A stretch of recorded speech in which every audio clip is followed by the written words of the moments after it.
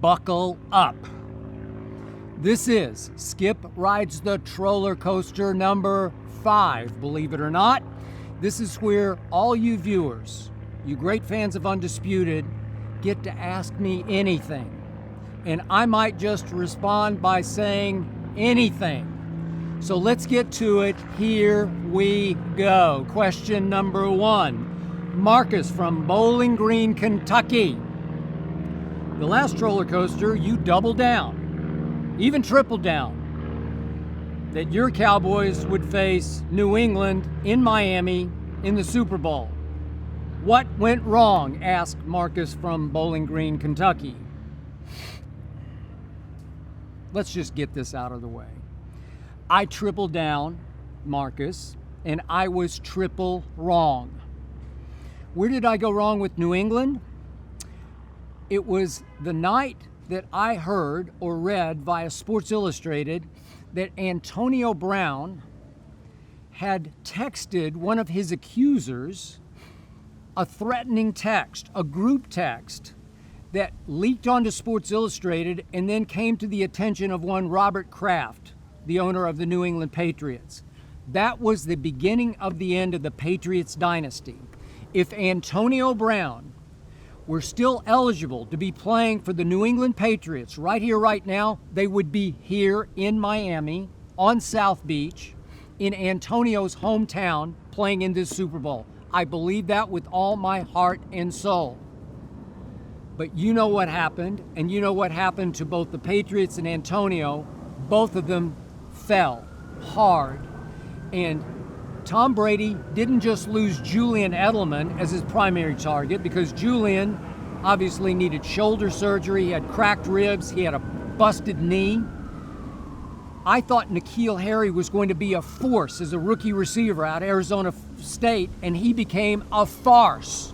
By the end of the year, the New England Patriots were last in the National Football League in separation for their receivers. Separation. Tom Brady had nobody to throw to. His protection fell to middle of the pack, about 15th. They couldn't run it, and ultimately Bill Belichick's defense was dramatically overrated.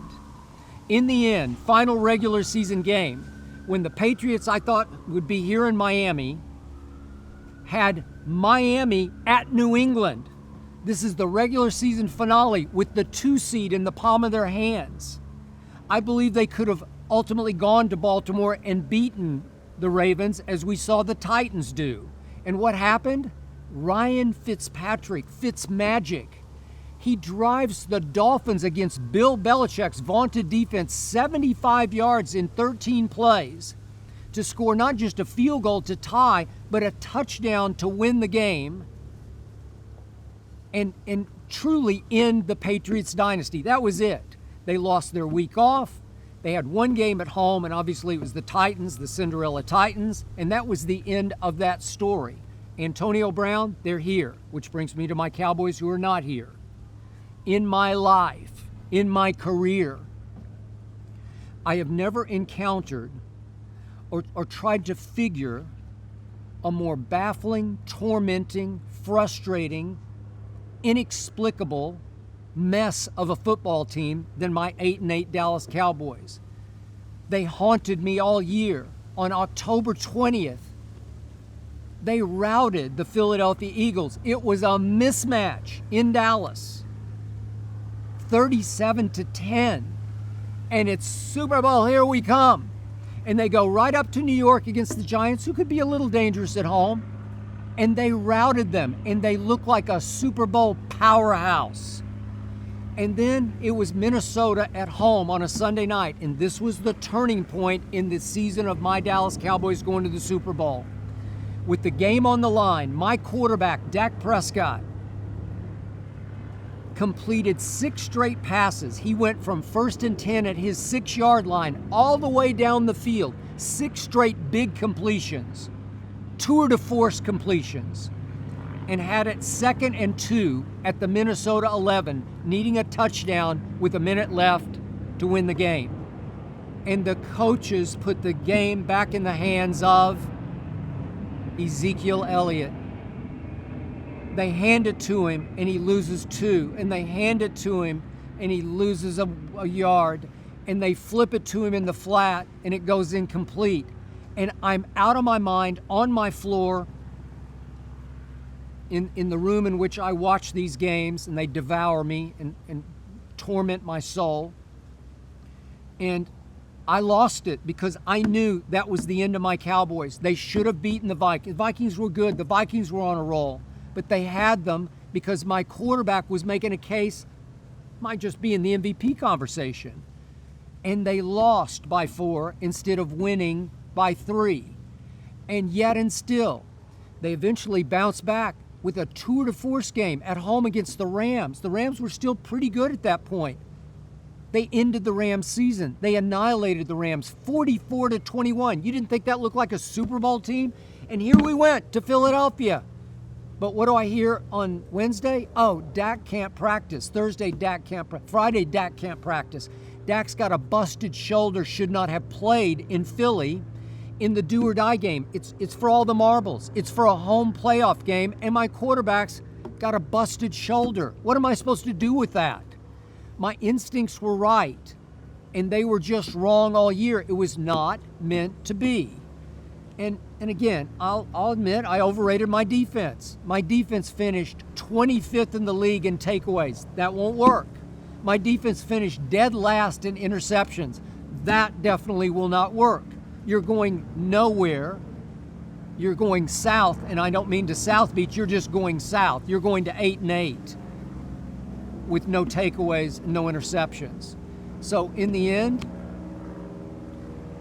it tore my heart out because I still love my team and I still believe in my team. And in a couple of minutes, I'm going to talk about my team going forward next year. Next question. Okay. Angelo from Elmhurst, New York asked, how many pairs of Jordans do you own? And are your Kawhi Leonard sneakers the first non-Jordans that you've worn on Undisputed? Yes, they are. But I got to tell you, I am ride or die with Jordans. I used to have an addiction to Diet Mountain Dew.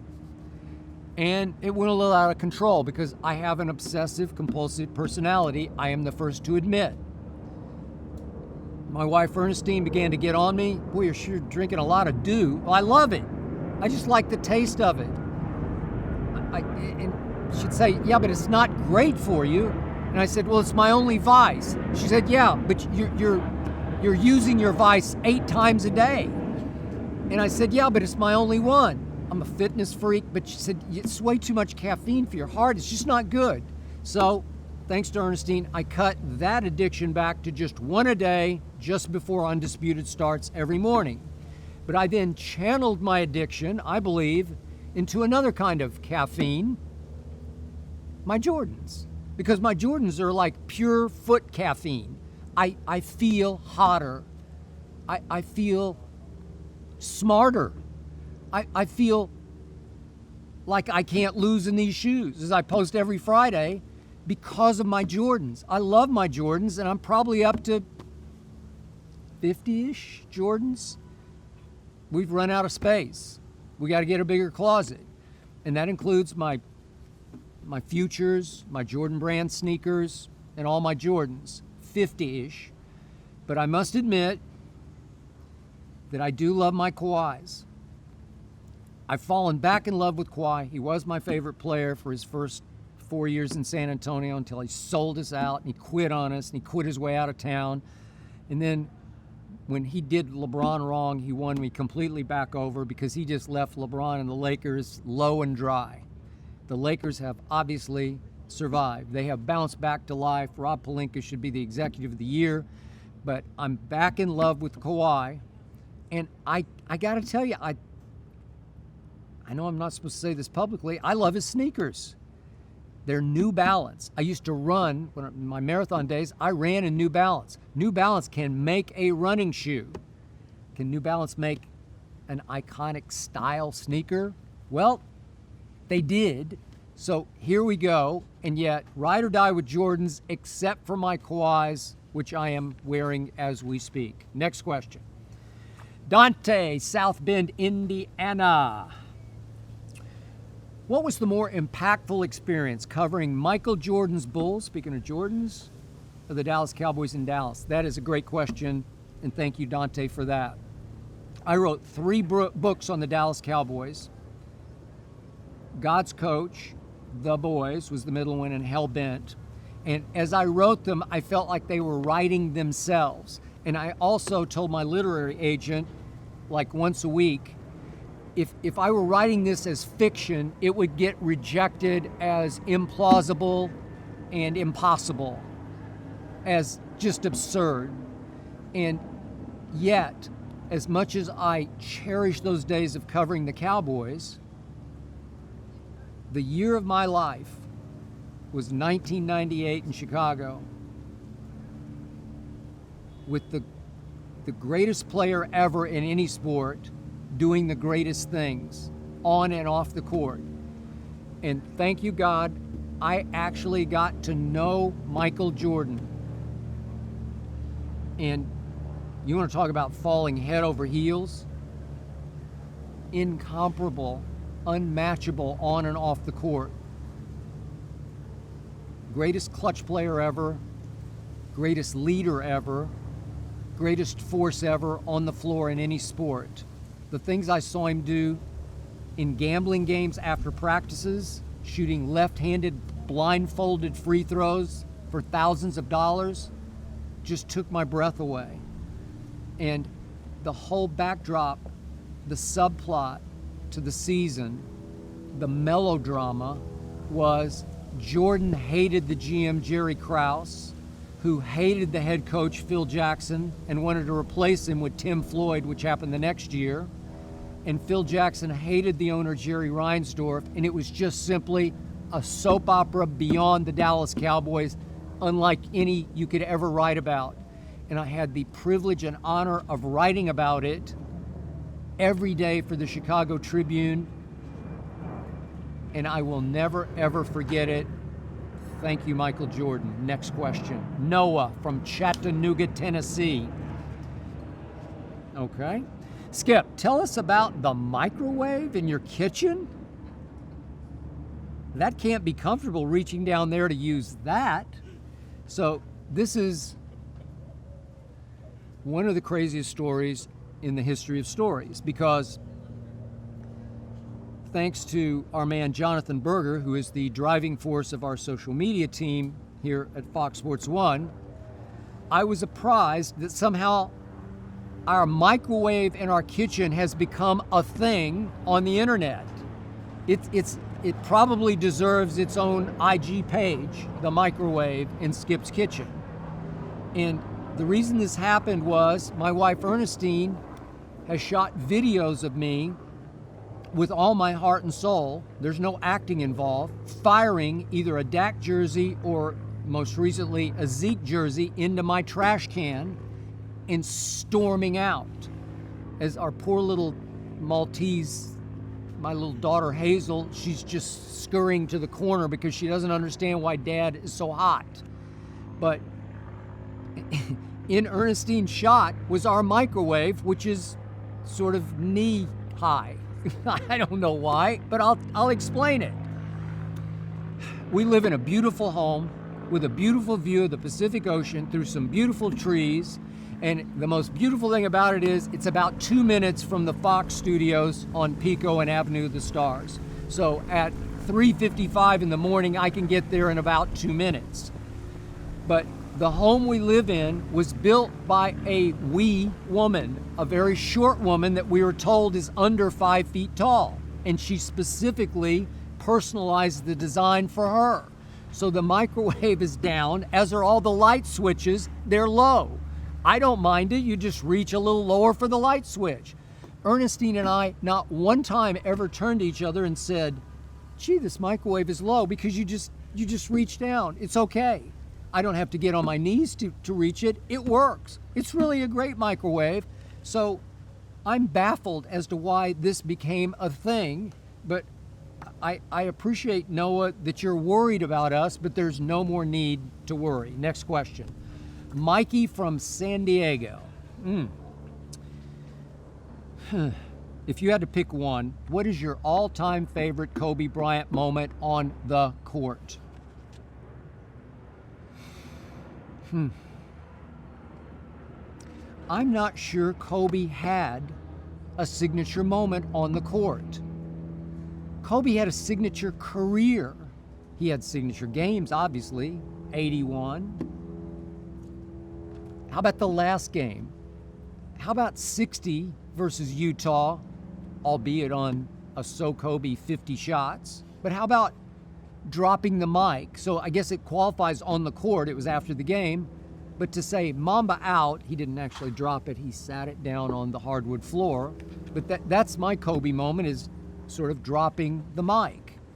But I want you to understand, it took me the longest time to embrace Kobe because I'm ride or die with Michael Jordan. Again, I got to know him in Chicago. He's the GOAT. I'm sorry, he's just the GOAT. No disrespect to the memory of Kobe Bryant or to the current LeBron James, but it's just Michael Jeffrey Jordan. So for the longest time, I resisted Kobe because Kobe didn't want to just beat Jordan. He wanted to be Michael Jordan. He started to walk like Michael with the pigeon-toed strut. He started to wag his tongue as he shot like Michael. He started to wear the sleeve like Michael. He started to speak like Michael. He actually practiced his sort of Carolina dialect, and he nailed it. But it was getting spooky to me. And yet, remember, I'm a Spurs fan, long time, back into the 80s, and there were some classic battles in the playoffs between Spurs and Lakers in the prime of Kobe and Shaq. And I've always said, Shaquille O'Neal in that range, 2000, 2001, 2002, greatest offensive force in the history of basketball. Not pretty to watch, just the greatest offensive force. But as a Spurs fan, I will admit to you, the man I feared was Kobe Bryant. The man who shot the daggers was always Kobe Bryant. So I can't remember one because there were too many to remember. Next question. Melvin is from Lawrence, Kansas. No, please. Melvin says, I think I have the easiest question of the roller coaster day for you, Dak or Mahomes. I don't know what Melvin means. I think he means this in a positive vein instead of a negative. I don't think he's being sarcastic. This has been an ongoing war on Undisputed between me and Shannon Sharpe, who somehow adopted Mahomeboy, as he calls him, as if he discovered him, and he did not discover him. He jumped on the bandwagon 2/3 of the way through Mahomes' MVP season. I would give Shannon this publicly. If Shannon had watched him one game at Texas Tech and said, that guy's going to be a superstar, you got me. I pushed so hard for Baker Mayfield, and I know he stunk last year, but he's still going to be good. I think he's going to be great. He was great as a rookie, but I said it after his years at Oklahoma. I said, that's the guy you take number one, and they took him number one. But Shannon is a bandwagon jumper, and he jumped on it 2/3 through an MVP year. Way to go, Shannon. That took guts. That took vision. That took foresight. But now we get to what happened this year. And I'm going to spare you the gory details, Dak had a better year than Patrick Mahomes. And yeah, I'm a Dak fan. He's a stud, man. He's the leader of my team. He's the playmaker. He's the needle mover. The offense needs to flow through Dak, not Zeke. I was very disappointed in Zeke this year. As I kept saying, it looks like he's still running in Cabo sand. I don't think he ever quite got back in shape after he got his money. Too many Cowboys got their money. Dak didn't get his money. Dak was playing for his money, and he played not just well, he played great this year. And I can show you so many categories. Passes for first downs. It was Dak. Air distance. How far does the ball travel in the air? Oh, Dak was way ahead of Mahomes in that. How about completion percentage? Dak was ahead. How about Completion percentage when under pressure in the pocket, Dak was ahead. I could go on and on where Dak was ahead. He passed for more yards. He was second in the league in passing yards. Passing yards per game, if you want to say that Mahomes missed a couple of games. Completions per game. It was Dak, Dak, Dak, Dak, Dak. I can just go Dak all the way down. Dak performed at a higher level than Mahomes did because Mahomes, after his MVP year, given the bar being set that high, had just a pretty good year. Not a great year, just a pretty good one. So I'll give you this. Mahomes has a better arm than Dak. He has a much better arm than Tom Brady. Does that mean Mahomes is better than Tom Brady? No. If they had a skills competition at the Super Bowl, Mahomes would win every year. He'd win 10 in a row. Throwing left-handed passes, no-look passes, between the legs passes, behind the back passes. I'll give all that to Patrick Mahomes. But you actually have to play the position the way Tom Brady did to win 6 Super Bowls in 9 tries, and in one loss set the record, the all-time playoff record for yards passing of 505 in any playoff game ever. That was in the loss to Philly. Tom Brady pulled off what should have been a game-winning drive against Eli in the first Giants Super Bowl. 80 yards, 14 plays, touchdown pass to Randy Moss, 2 minutes left. And there comes Belichick's defense again and allowed an almost 90-yard drive to Eli, including the luckiest pass in the history of the Super Bowl. And they lost because of that. But Tom Brady is the greatest thrower of the football ever because you have to measure, does it get caught? Do you win?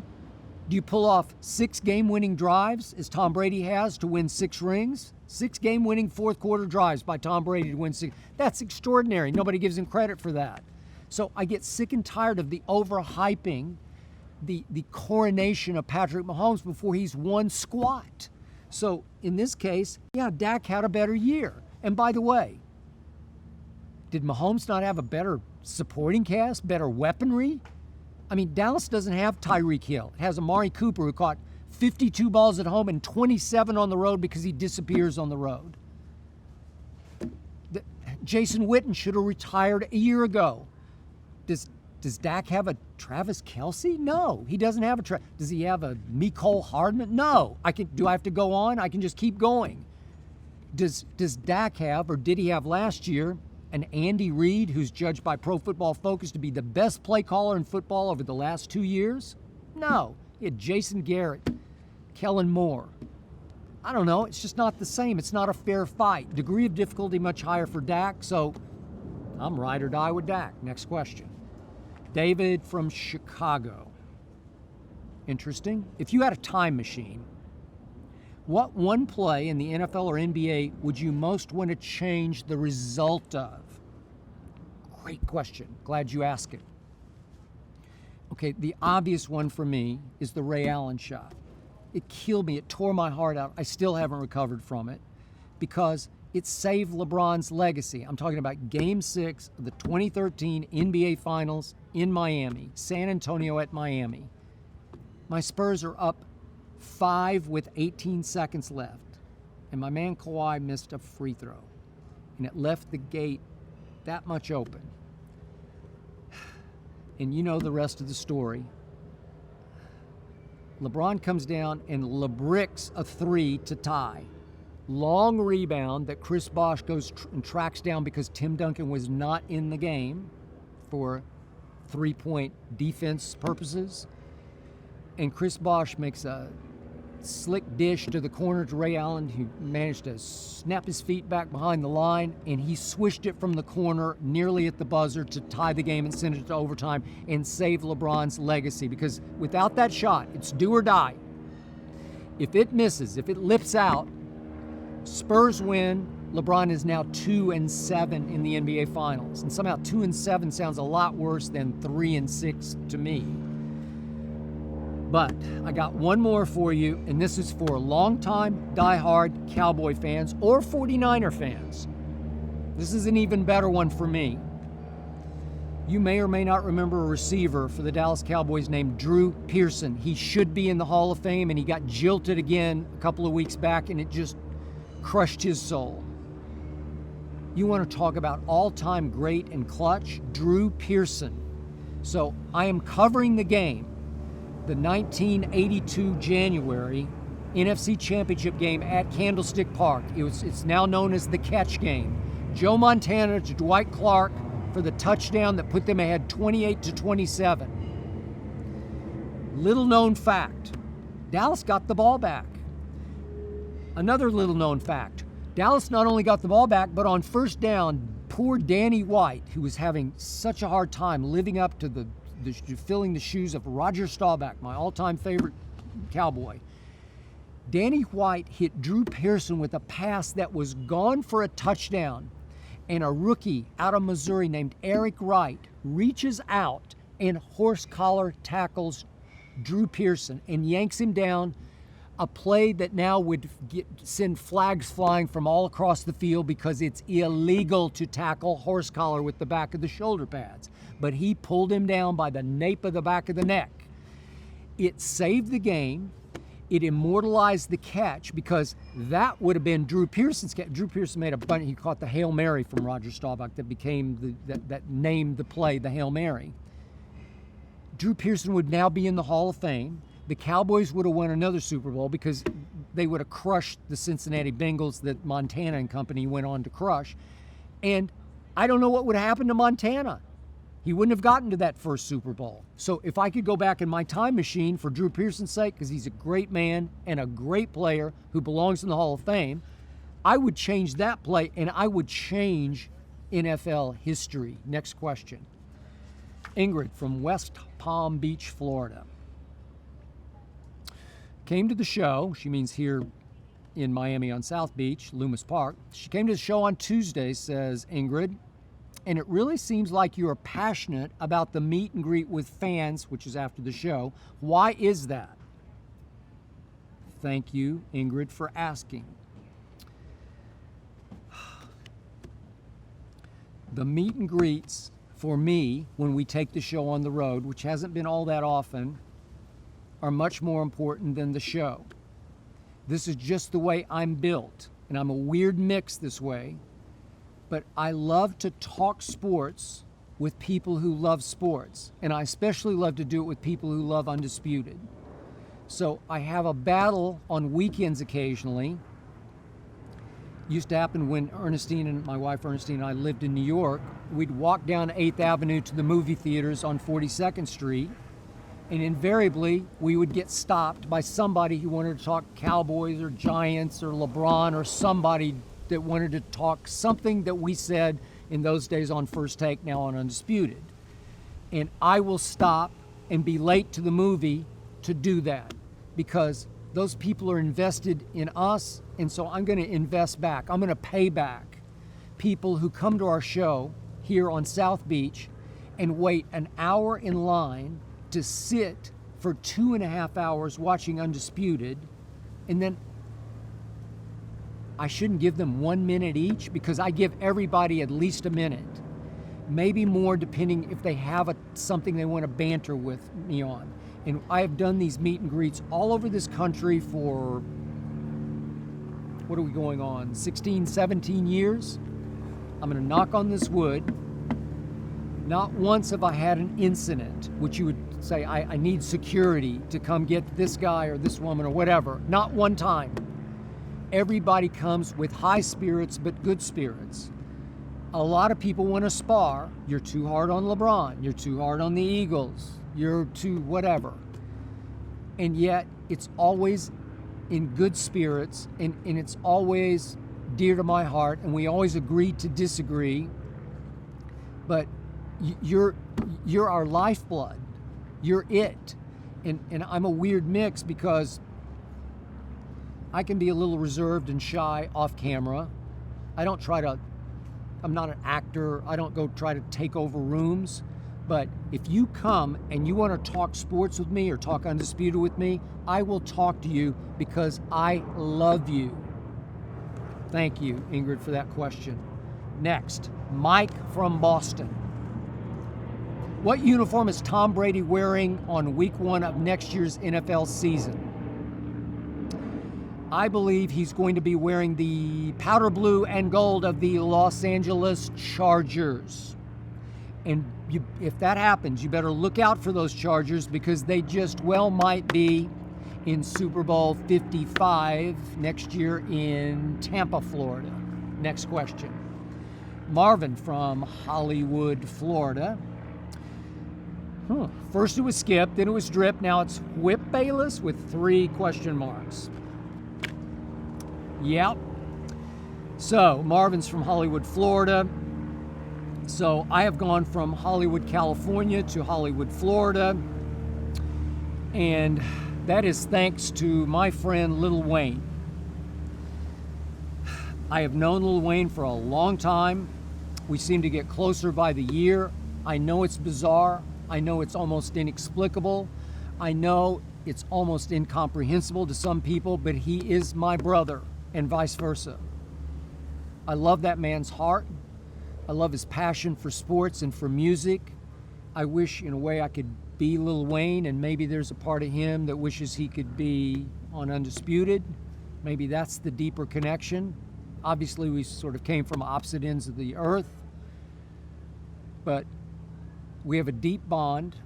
So when he knew, obviously, we were bringing Undisputed to his home on South Beach, he said, look, I got a car, and you've got to use this car for Super Bowl week, and it's a Lamborghini. I don't need your Lamborghini. No, I don't need it.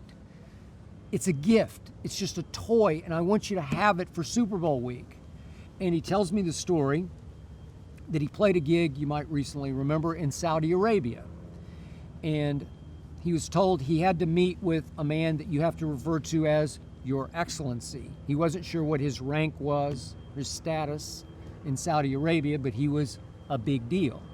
So His Excellency came to Wayne's hotel suite, and they had a nice talk, and as he was leaving, he said, would you rather have a Ferrari or a Lamborghini? What do you mean? We want to send you. No, I don't. No, we want to send you either a Ferrari or a Lamborghini as a token of our appreciation. Obviously, Wayne was going to get paid for the gig on top of that. And Wayne says, a Lamborghini. And forgot about it because he figured, oh, that's not going to happen. 2 weeks later, there's a knock on the door, and the Lambo is there. So the Lambo I have had at my disposal for this week here in South Beach. So now I have gone from, thanks to Lil Wayne, thank you very much for this, Drip to Whip. And I'm sure you have other nicknames for me. Lip, maybe. You could call me Lip if you want to. Next question. Here we go again. Brett from Eugene, Oregon asks, Skip, your poor trash can. Please tell me you finally retrieved your jersey out of your trash can. Again, back to the video that Ernestine has taken of me throwing my Dak jersey in the trash. I retrieved it. Throwing my Zeke jersey in the trash. I did not retrieve it. I'm out on Zeke until next year. Look, I disqualify myself. I argue with Ernestine about this constantly. She has become a sports fan because of me, not because I pushed her to, just because by osmosis, just by association, in some way she's become a sports fan only really of the San Antonio Spurs. She loves NBA basketball, not college, just pro basketball. She loves watching the Spurs, but she came through Tim, Manu, Tony Spurs through the 2013 finals, the 2014 finals when the Spurs just blew LeBron and Dwayne Wade off the court by a record finals margin. And she loves them with all her heart and soul, but she will never criticize the Spurs. Now, they're a sub-500 team, probably won't make the playoffs. I don't know. It doesn't look like it to me. They have a blip game every 3 games that they look pretty good.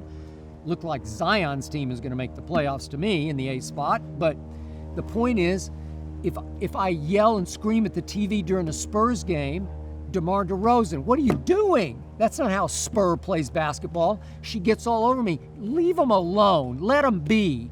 They're doing the best they can. Well, that's her view of sports fandom. That's not my view. I'm an objective fan, and I'm an over-emotional fan, and I'm a knee-jerk fan, and I don't even know what knee-jerk means, but we all know what it means. I don't know the genesis of knee-jerk. I don't know, jerking your knee, but I am a jerk when I'm watching the Cowboys or the Spurs because I lose it. I'm irrational. I'm over the edge. I'm crazed, and I'm liable to take the jersey that I'm wearing for good luck because I think it's going to be Zeke's game. I just feel like this is going to be his game to take over and return to being that guy who got paid. And when that didn't happen, when it was clear that after the Chicago game, when he waves out, do you remember this? I don't want to go into the gory details, but he has the longest run of the year. What was it, 32 yards, which is not exactly 52. But he has a 32-yard run, and then they give it to him one more time for 2 yards, and he waves out like, I'm gassed. No, you're not. You make $90 million. You can't be gassed. You got to take it home. Derrick Henry's going to take that home.